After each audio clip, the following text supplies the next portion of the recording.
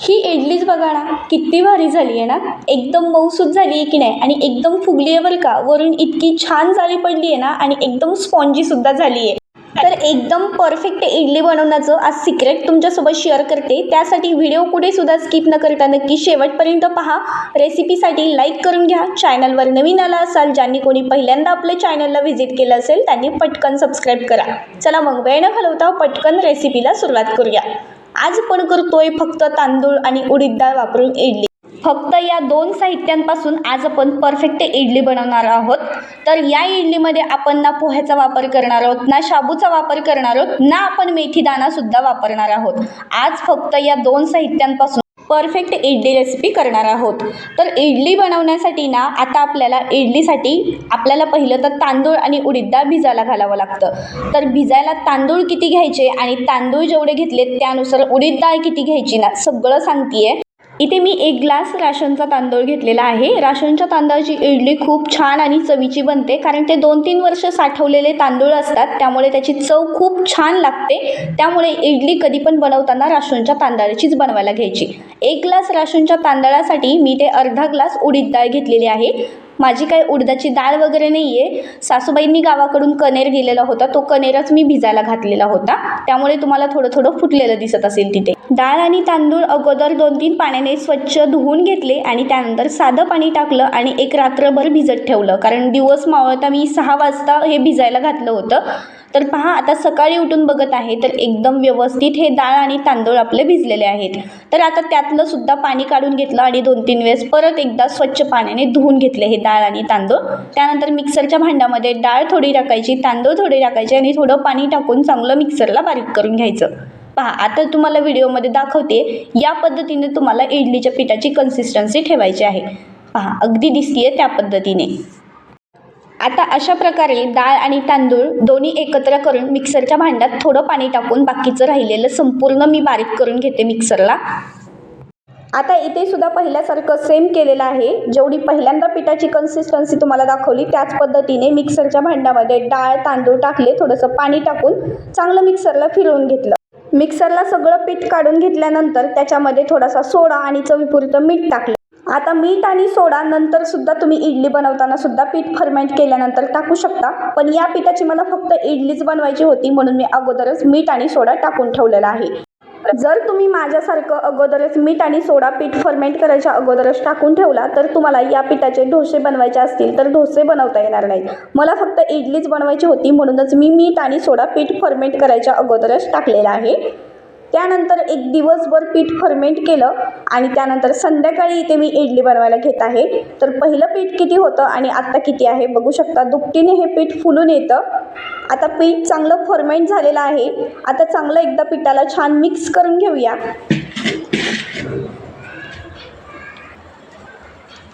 पीठ फर्मेंट करून घेतलेलं चांगलं मिक्स करून घेतलं.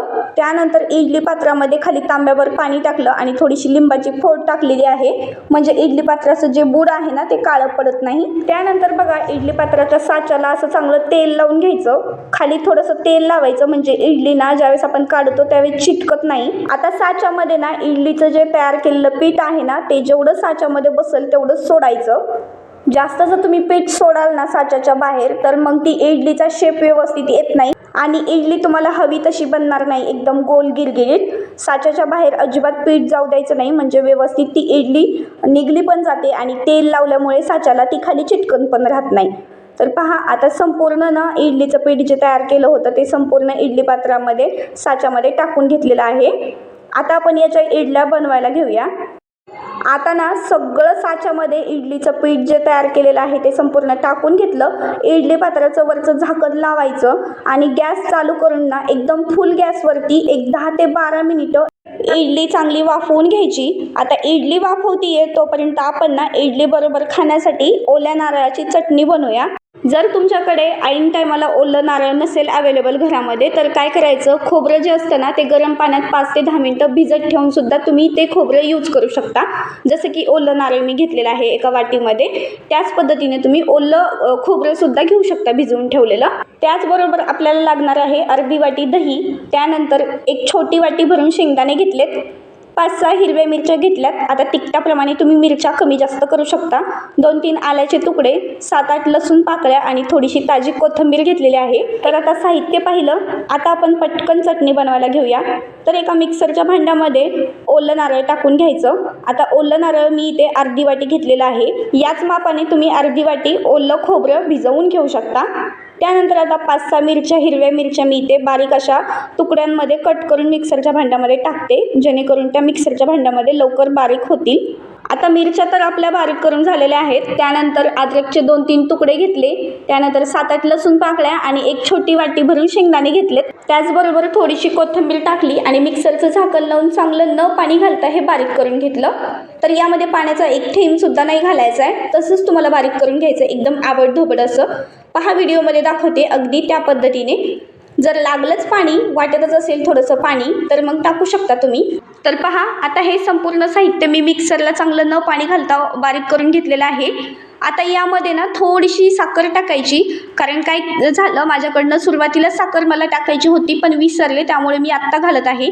कधीही टाका, ऑप्शनल आहे, साखर नाही घातली तरी पण चालेल. त्यानंतर आता इथे ना दही घालायचं आहे. तर इथे मी अर्धी वाटी दही घेतलेलं आहे. दही टाकून परत मिक्सरचं झाकण लावायचं आणि चांगलं फिरवून घ्यायचं. दह्यामध्ये ही चटणी मिक्स केली ना आणि चांगलं मिक्सरला परत फिरवलं ना की मग टेस्ट खूप छान लागते या चटणीची. अगोदर जर दही टाकलं ना तर सगळंच मिक्स होऊन जातं. दह्यामध्ये पूर्ण ही चटणी मिक्स केल्यावर एक वेगळीच टेस्ट या चटणीची येते. तर तुम्ही ही चटणी कशासोबत सुद्धा खाऊ शकता बरं का. एवढी ही भारी अप्रतिम चवीची चटणी बनते. तुम्हाला ही ओल्या नारळाची चटणी ना खूप जास्त आवडणार आहे. जर ओलं नारळ असेलच अवेलेबल तर नक्की ओल्या नारळाचीच बनवा. खोबऱ्याची चटणी एवढी खास लागत नाही, तेवढी ओल्या नारळाची खूप छान चव देते ही चटणी. तर पहा, आता चटणी चांगली मिक्सरला फिरवून घेतली ना दही टाकून. त्यानंतर चटणी थोडा वेळ साईडला ठेवली. त्यानंतर आता चटणीवर टाकण्यासाठी एक तडका तयार करूया. त्यासाठी बघा, एका वाटीमध्ये ना भरपूर तेल टाकलं, म्हणजे एक जवळपास 1.5 पळी इतकं तेल टाकलेलं आहे. त्यानंतर आता यामध्ये ना जिरे आणि मोहरी घालून घ्यायची आणि जिरे मोहरी चांगली तडतडली गेली ना की मगच यामध्ये आपल्याला कोथिंबीर टाकायची आहे. कोथिंबीर टाकताना ना गॅस थोडासा बंद करायचा, कारण वाटी तापलेली असते आणि एकदम तेल आणि जिरे मोहरी सुद्धा चांगली तडतडली केलेली असते आणि एकदमच कोथिंबीर टाकली ना की जाळ होऊ शकतो, त्यामुळे गॅस बंद करूनच कोथिंबीर टाकायची. त्यानंतर तडका मस्त आपल्या चटणीवर टाकून द्यायचा आणि तयार आहे मस्त आपली ओल्या नारळाची चटणी. आता इडली वाफवायला ठेवली होती. इडली वाफवूस तर इकडे आपली चटणी सुद्धा बनवून झालेली आहे आणि इडली सुद्धा छान मस्त अशी वाफवलेली आहे. बघू शकता वरून इडलीला मस्त थोडी थोडी जाळी सुद्धा पडलेली आहे. आता इडली पात्राच्या साच्यातून इडली काढते वेळेस काय करायचं, खाली तर आपण ऑलरेडी तेल टाकलेलंच असतं. तेल लावल्यामुळे इडली चिटकत नाही, पण तरी पण थोडीशी इडली चिकटली जाते. त्यामुळे थोडा पाण्याचा शिंतोडा मारायचा, जास्तही नाही पण थोडासा मारायचा. त्यामुळे ना खाली अजिबात इडलीच्या पात्राला ते साच्याला इडली चिटकत नाही अजिबात. किती मस्त एकदम इडली निघली जाते आणि एकदम व्यवस्थित एकदम शेप येतो इडलीचा. गोल गिरगिरीट आणि मस्त सॉफ्ट मऊ लुसलुशीत जाळीदार आणि एकदम स्पॉन्ज अशी इडली तयार होते. पाहू शकता तुम्ही किती मऊ लुसलुशीत ही इडली झालेली आहे. तुम्हाला हाताने प्रेस करून सुद्धा दाखवते. वाव, किती मस्त झालेली आहे ना इडली. तर अशा प्रकारे आता संपूर्ण इडली पात्रातल्या साच्यातल्या इडल्या मी अशाच पद्धतीने काढून घेते. सुरुवातीला सांगितले थोडासा पाण्याचा शिंतोडा द्यायचा आणि मगच साच्यातली इडली काढायला घ्यायची. तर पहा, इथे संपूर्ण इडल्या ना मी इडली पात्राच्या साच्यामधून काढून घेतलेल्या आहेत. तर तुम्हाला ही इडलीची परफेक्ट रेसिपी फक्त उडदाची डाळ आणि राशनच्या तांदळापासून बनवलेली ही रेसिपी कशी वाटली नक्की कमेंट करून सांगा. जरी आवडली असेल तर रेसिपीसाठी लाईक करून घ्या, रेसिपी नक्की फॉलो करा आणि कशी झाली आहे ते कमेंटमध्ये फीडबॅक द्यायला नक्की विसरू नका. चला, भेटते अशा छान पुढच्या चमचमीत झणझणीत रेसिपीसोबत. तोपर्यंत मंडळी स्वतःची काळजी घ्या, मस्त खा, स्वस्त राहा आणि मेन म्हणजे हसत राहा. आणि येणाऱ्या रेसिपीसाठी आपल्या चॅनलला सबस्क्राईब करा, बाजूचं बेल आयकन प्रेस करा, म्हणजे येणारी नवीन जी रेसिपी आहे त्याचे नोटिफिकेशन सर्वात अगोदर तुमच्यापर्यंत पोहोचली जातील. चला तर मग मंडळी, भेटते एका युनिक आणि भन्नाट रेसिपीसोबत. तोपर्यंत बाय बाय.